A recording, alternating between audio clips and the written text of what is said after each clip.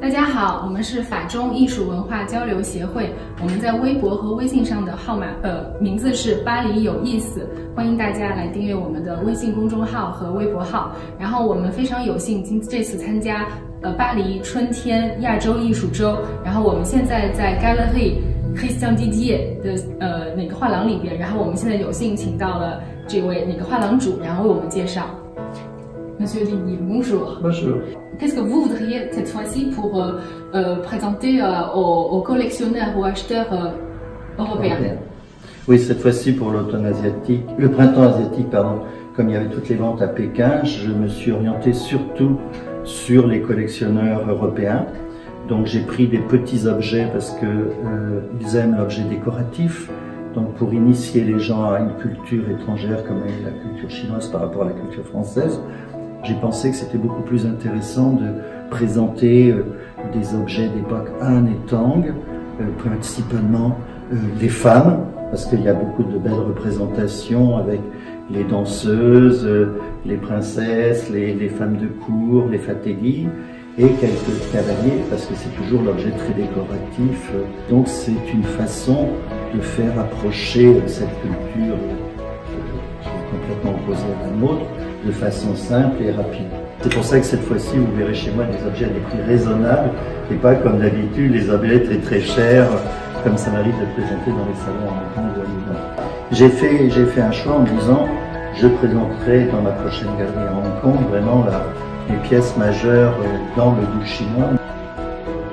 Il y a une progression d'achat et que le collectionneur peut devenir demain le grand collectionneur va démarrer par des petits objets qui vont lui plaire pour voir si... Parce qu'il faut acheter pour le plaisir, faut pas... il y a une chose importante pour vos collectionneurs, il ne faut pas acheter pour investir, il faut acheter pour le plaisir. Parce que c'est ça qui est important, et il faut acheter la qualité toujours. Ça c'est les choses de base.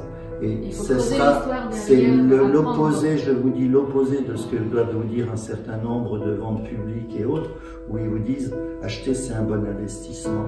Et on va vous parler du fameux tableau qui a été acheté par Rockefeller 10 000 $ et qu'il a vendu 70 millions $. Ils ont oublié qu'il y a 40 ans qui s'est écoulé entre les deux et que il y a 40 ans, 10 000 $, vous achetiez une maison à Londres. Et aujourd'hui, avec 70 millions $, vous n'achetez qu'un étage de cette même maison. Donc et puis il fallait avoir le goût d'acheter cette œuvre à l'époque. Donc il faut apprendre, il faut aller dans les musées, il faut aller voir les antiquaires, il faut aller voir les ventes publiques, il faut toucher l'objet parce que c'est très très important. Il faut que le collectionneur ait sa propre connaissance et puisse juste utiliser un conseiller qui va trier pour lui quelque chose. Oui. Mais c'est lui qui prendra la décision. C'est un gros travail d'être collectionneur. Quand vous pouvez parler de la collection Mei Tang, ou même une collection très connue en Chine, tout le monde connaît Mei Tang. J'ai travaillé 25 ans avec les deux frères Mei Tang. Le monsieur, quand il est venu et qu'il a commencé les bronzes archaïques, il est venu me voir sur un salon, il est rentré sur mon stand et il m'a dit j'ai acheté tous les livres sur le sujet, j'ai visité le maximum de musées ces 5 dernières années, je suis prêt, je vous ai choisi comme conseiller.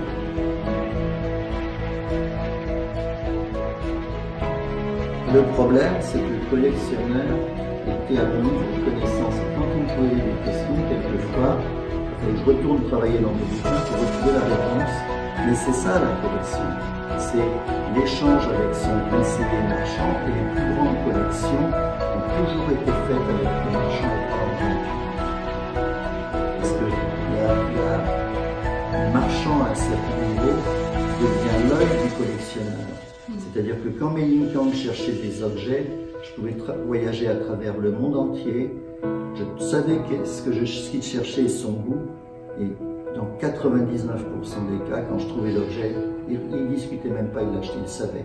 Et j'ai eu le cas pour un objet important où j'étais à l'autre bout du monde, je l'ai eu au téléphone, j'ai décrit l'objet, le prix était énorme, et j'ai dit on n'a pas le temps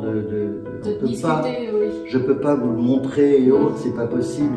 Et le monsieur était dans un certain âge, n'avait pas les téléphones, donc je pouvais pas lui dire regardez. Donc il a écouté la description et il a dit je vous fais confiance, vous l'achetez. Et quand il a vu l'objet, il est fait aux anges. Donc c'est ça, c'est cette complicité qui est très très importante. J'ai un client important qui est venu, il m'a dit je veux t'acheter un objet chinois. Et je lui ai dit non, je veux pas te le vendre. Et il m'a dit pourquoi? J'ai dit bah tu sais pas ce que tu veux. Donc je te propose une chose, nous allons aller visiter un musée. Et pendant la visite du musée, je vais voir si ton œil est attiré plus par une porcelaine, une sculpture, un jade. Et en fonction de ça, bah, je te présenterai un objet ou je t'enverrai chez mon collègue qui vend telle et telle chose. Et après, on va pas acheter un objet cher, on va acheter un petit objet. Et tu vas le mettre sur ton bureau ou à la maison. Et tu vas voir si au bout de 15 jours, tu as toujours plaisir à le regarder. Si tu as plaisir, c'est que j'ai trouvé le bon sujet de collection. La collection, c'est pas de regarder le chérisseur, c'est d'avoir plaisir. Une œuvre d'art, on vit avec, on l'a à la maison. Elle est dans son salon, dans sa salle à manger, elle est sur son mur, si c'est une peinture. Donc il faut avoir plaisir à le regarder. C'est un moment de détente dans une vie qui est très compliquée, où il y a plein de soucis. Et moi j'ai un collectionneur, et ça m'est arrivé plusieurs fois dans ma carrière. J'arrive, je dis tel objet, le collectionneur, ah non j'aime pas. J'avais un petit ours en bronze, Anne, doré il y a 20 ans, sublime. Et je vois un des grands collectionneurs et je lui dis, j'ai trouvé un ours, je vais te montrer. Il me dit, oh j'aime pas les ours. Je dis, mais bon, en plus j'étais jeune antiquaire, j'avais mis tout mon argent sur cet objet, donc il fallait que je vende. Et je lui dis, fais-moi plaisir, regarde-le au moins. Je pose l'objet sur la table et tu regardes l'objet. Le prend, le met dans sa poche, il me dit, je l'achète. Je dis, mais t'as même pas demandé le prix. Il dit, je m'en fiche, je l'aime. Donc c'est ça, c'est pas... aimer. C'est aimer, c'est avoir la réaction. Merci beaucoup, voilà. C'est super conseil.